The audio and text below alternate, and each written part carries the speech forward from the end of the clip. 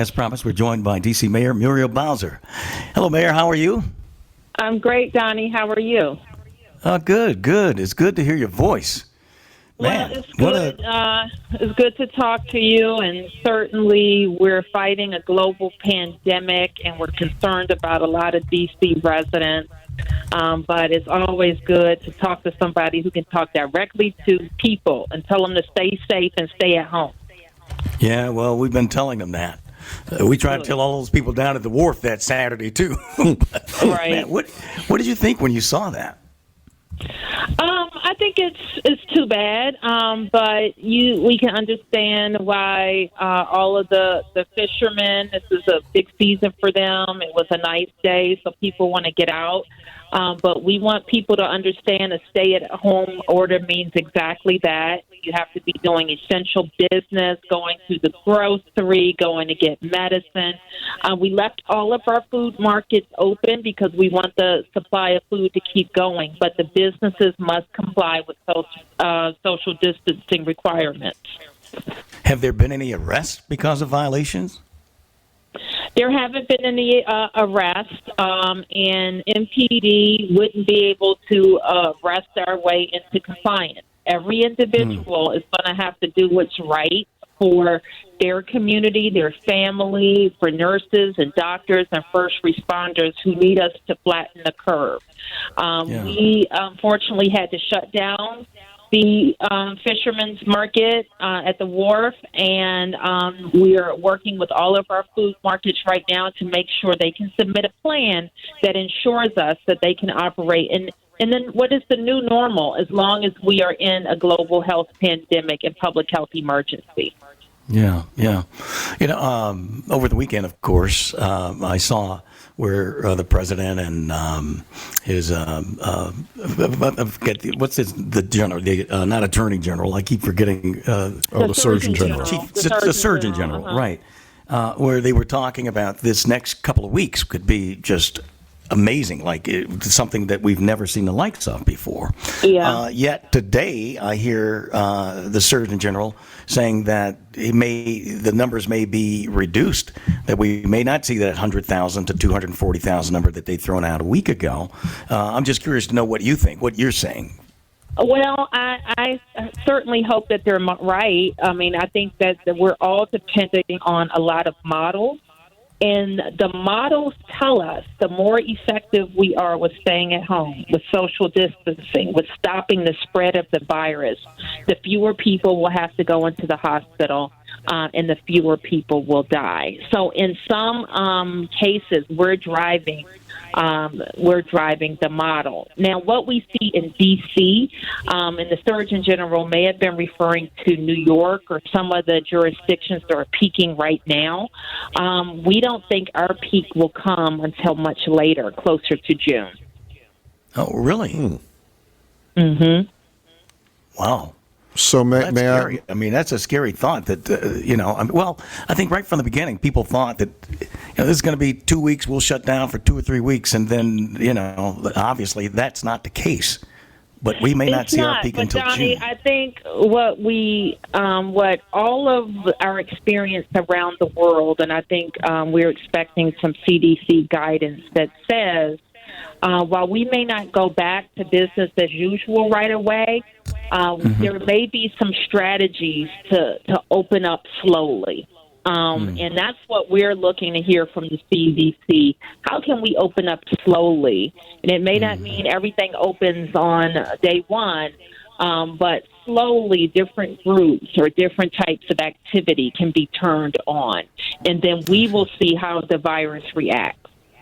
Yeah.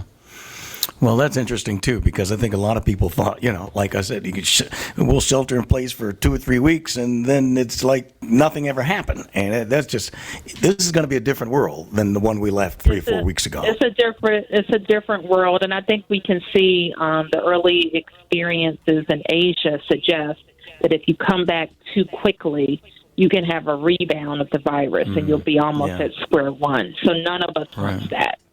No. Tony, you had a question? Yeah, Mayor Bowser, this is Tony Perkins. So you say that the district may see that peak much later. So during the last day or so, when the president and Dr. Birx yesterday was mentioning D.C. perhaps being a hot spot, are they misspeaking, or why are they saying that? No, they're right. And this is what the conversation we had with DC residents last Friday, and this is the conversation I have with the president and the task force at the White House. Because I think what we see is a lot of attention and resources, rightly so, because New York City and New York State are at the epicenter right now. But everybody expects there to be another wave of cities where cases go up later than what we're seeing right now in New York. And we think we could be among those jurisdictions.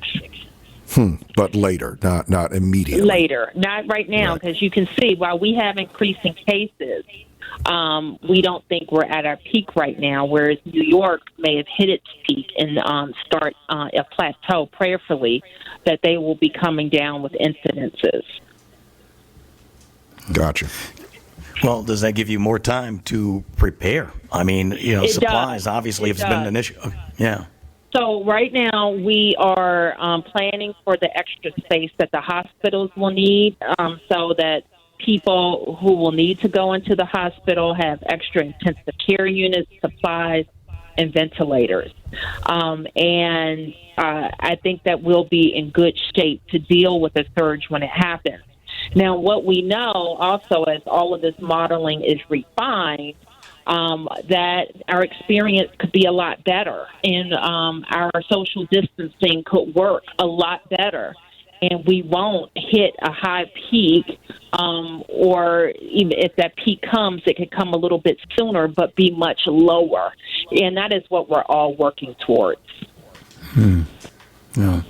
Now, I have to express our condolences because I know you lost one of your staff members, George Valentine, just about a week and a half ago. Good guy, a seriously good guy. He worked in D.C. government for over 20 years. He was a government lawyer, well-liked, and he mentored many. And he was just taken away from us much too soon. And George's life is kind of a lesson. I know you've been following what we think is going to be a disproportionate impact on African Americans. Yeah. Because it looks like this virus is just violently attacking underlying conditions that are very prevalent in the African American community, like hypertension, diabetes, heart disease. So that's why it's even more important for African Americans to keep themselves safe by staying at home, social distancing, not exposing people with pre-existing conditions or the elderly to family members who are not heeding the social distancing warnings. My own parents, they're in their 80s and they're spry 80-year-olds.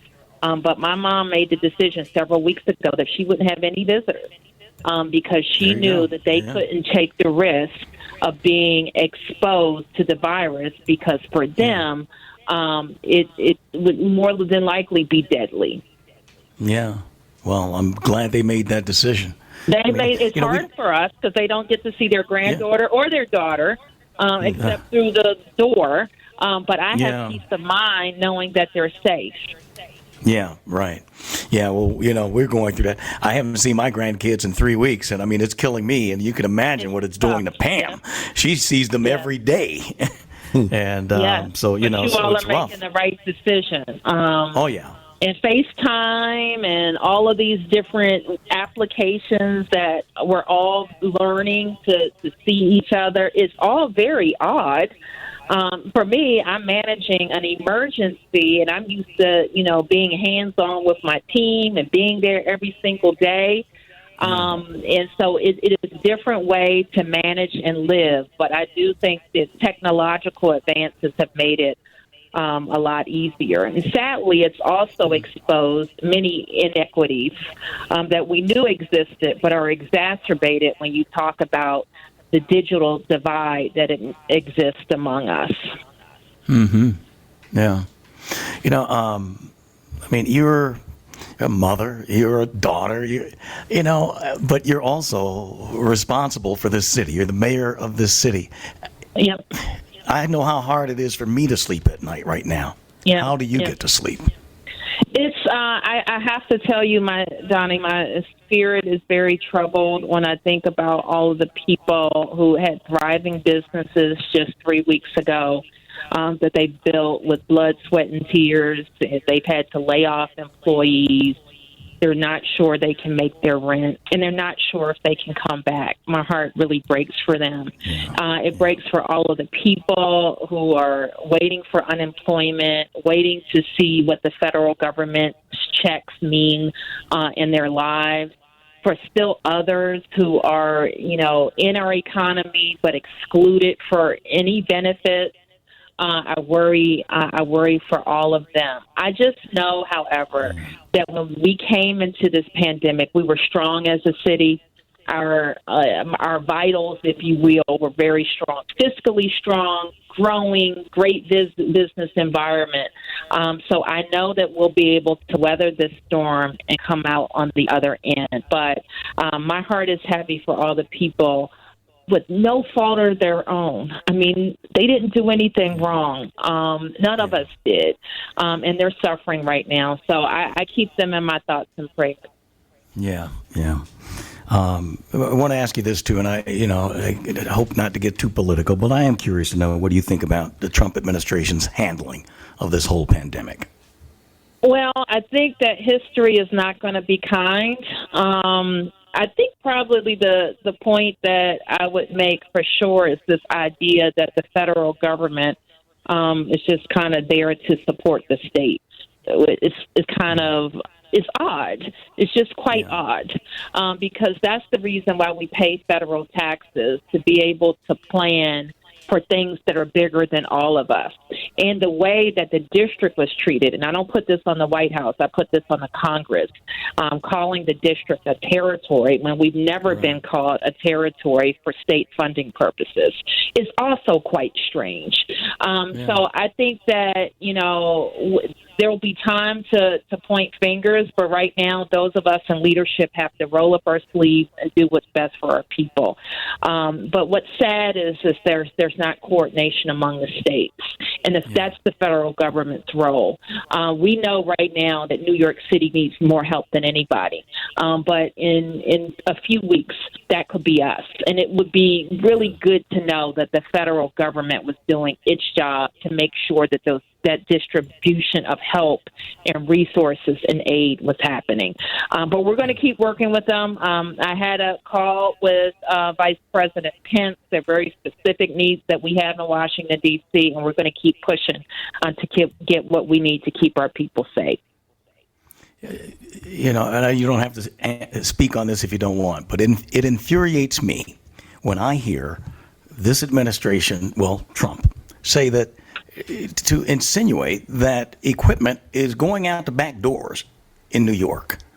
And so I just want to make that statement, and I'll say this, that I thank God for you and for the mayors and governors of this country that have stepped up to protect their people. I really do. I appreciate you. I'm glad you're there on that wall for us. Thank you. Thank you so much, Donnie, and thank you, Tony, and thanks for what you're doing to spread the word, because the more you can convince people that staying in will help us get back to normal sooner and could save somebody in your family's life, then the better off we'll all be. Absolutely. Well, one last question. How's Miranda? Miranda's amazing. She's taking a nap. Oh, good. How old is she now? She's almost 2. She'll be 2 next month. Wow. Oh, is that right? Oh, man. Yeah, she'll be 2 next month. That's great. Well, please give her a kiss for me, or a mass kiss for me. Yeah. Yes. Wave to her. Yeah. All right. I don't know if it's appropriate to say this, Mayor, but I love you. Thank you. Thank Thank you, Donnie. Love you back. Okay. All right, Thank you. bye-bye. Take care. All right. Bye-bye. All right. D.C. Mayor Muriel Bowser here on Magic. Man, I do love that woman. I'm telling you. I think she's very, very special. I think she's, like you said, among the mayors and the governors who are handling the situation very, very well. Yeah. Well, they have to. They have no choice because Yeah. of the lack of leadership that we have here in Washington. Unbelievable.